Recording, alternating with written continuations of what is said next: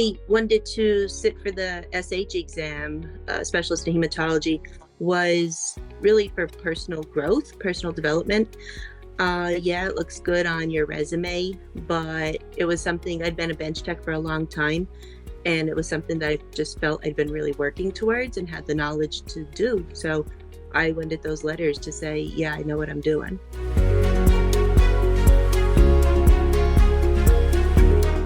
I was first introduced to this process early on in my career. There was a lot of SBB where I worked, and I was kind of like, what's that? What's so special about them? So I can't say it was really any one thing. It was just kind of always there in the background that some people just had these extra letters and they sat for the exam and they knew what they were doing.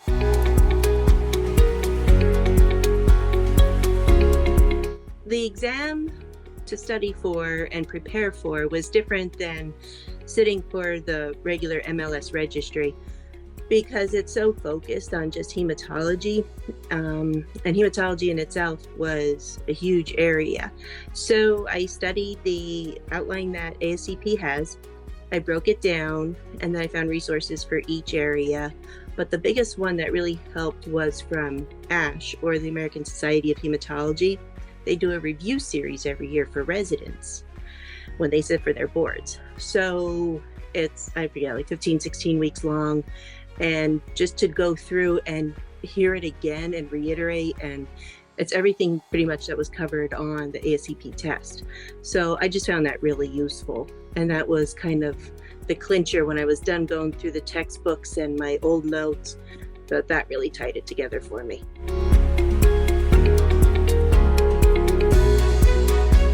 The obstacles were actually my procrastination. I had planned on taking this, I think back in like 2019, and just study a little bit for a couple months or a couple weeks, and then get sidetracked, wouldn't go back to it for a while. And just, it was always there in the back of my mind, just thinking like, when am I going to do this? I got to get back to this. So actually the final push was I went to an ASCLS state meeting, and one of the presenters, she talked about coagulation, and I said, do you have your SH? And she said, no, but I wish I'd gotten it. I never got around to it. She was about my age. And she said, you know what? You just make the appointment and you go. You don't tell anybody. You just study. You go, you take it, you pass, you don't. You know what you need to study. I'm like, that's a good idea. So 3 months later, I sat for it, passed, done. So that was probably the best advice I'd ever gotten.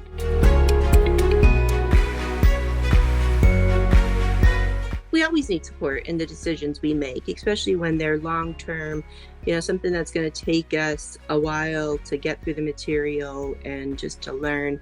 So it was, my biggest supporter was actually a pathologist at work. She really encouraged me early on when I was just kind of kicking the idea around, and we talked about the place where she came from in her fellowship, about employees there that had it, and they were really a benefit to the lab and to her, to the pathologist. And I was like, I could do that. And she said, yeah, you can do that. So it was just nice. And then she sat with me a couple times and we went through some of the tougher concepts. But yeah, she was definitely a positive support system for that. And then as far as the home life, my husband and kids, they knew when I was getting everything together, or I sat through we were on vacation the one year and watching those review series episodes, and they're like, and I said, it's going to be worth it. It's almost over. But yeah, so patience and support was really helpful.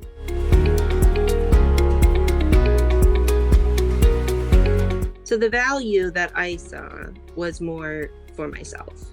It didn't get me a new job. It helps. I shouldn't say it didn't get me a new job. It was a requirement for an educator position that I now have. So I didn't have my master's or doctorate. So it was nice that the SH or specialty certificate was enough that they recognized it, so It's important when you're really getting into the details of the job that you have someone working in a position that can qualify, and that by sitting for this exam, that showed that I knew I had what it took to fill that role. But mostly it was the value, I think, is internal. It proved value to myself.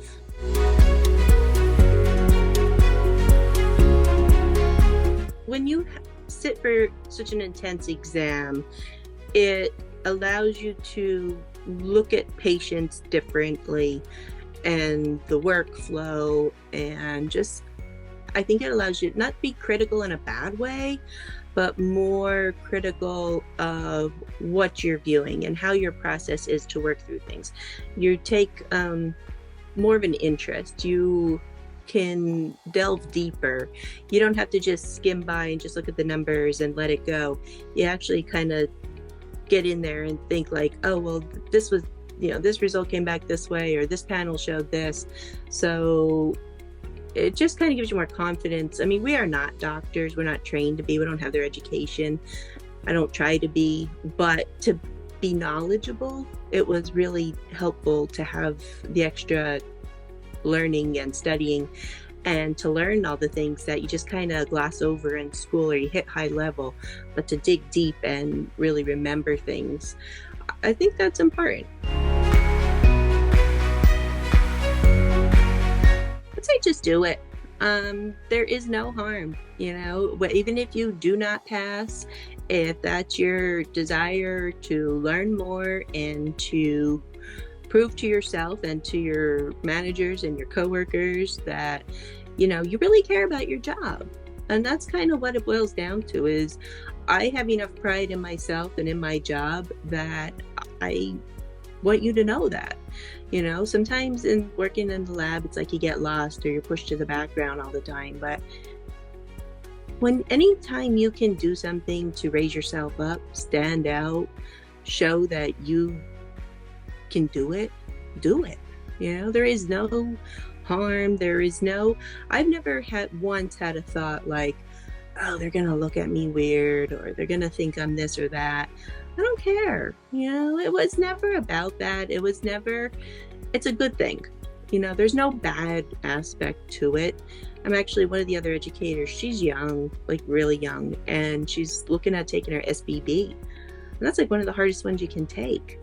And I give her lots of credit, and I try to encourage her that just do it. Even if you don't pass, that's another field that's super huge. So much information and so many scenarios that can happen, that even if you fail, you at least know what the test is going to ask, what kinds of questions, where you need to study, what resources you need. Something maybe you thought you didn't have to worry about, you do have to worry about. Well, I do try to encourage her, try to encourage anyone to better themselves. And really, that's what it boils down to. Of course, patient care. It's number one, that you want someone taking care of your loved one's lab work that knows what they're looking at, Same thing with being an educator. You want to try to train these students to be basically your coworker in a year. So you just try the best you can. And again, if it's a good thing, it's a good thing, no matter how you look at it. And I try to encourage that,